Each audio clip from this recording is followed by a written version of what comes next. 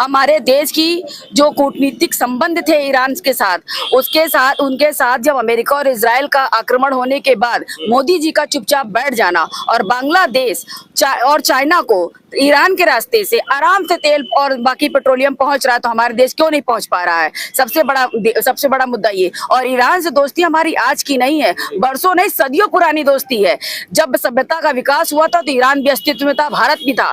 America तो सबसे अंत में खोजा जाने वाला देश है, आज वो पूरे देश पे दादागिरी कर रहा है। और एप्स्टाइन फाइल बहुत महत्वपूर्ण रोल अदा कर रही है आज हमारी बर्बादी के लिए। हमारे लिए बहुत शर्म की बात है कि हमारे देश का प्रधान अध्यक्ष, जिसका नाम उसमें आया और उनके साथ ही कुछ कैबिनेट मंत्रियों का नाम आया, वो नाम आने के बाद वो ऐसे चुपके बैठे हुए हैं जैसे लगता है देश उनसे सवाल ही नहीं करेगा। बिल्कुल करेगा।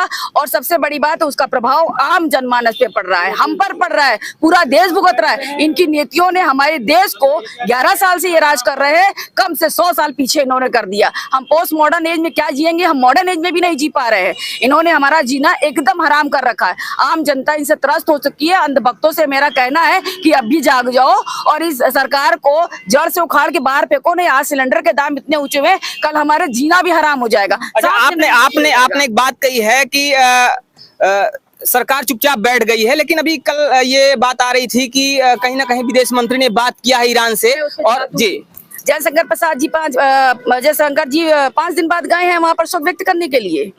जब उनके राष्ट्र के अध्यक्ष पहले पूर्व मंत्री का निधन हुआ था, वो पहले पहुंच गए थे, लेकिन आप 5 दिन बाद गए, वो भी जनता का प्रेशर देखकर। जब उन पर सवाल खड़े होने लगे कि प्रधानमंत्री जी की तरफ से शोक संदेश क्यों नहीं दिया गया, ये इजराइल गए हैं, उसके ठीक 24 घंटे बाद लगभग दूसरे दिन उसने आक्रमण कर दिया। इन्होंने कौन सी नीति बनाई है?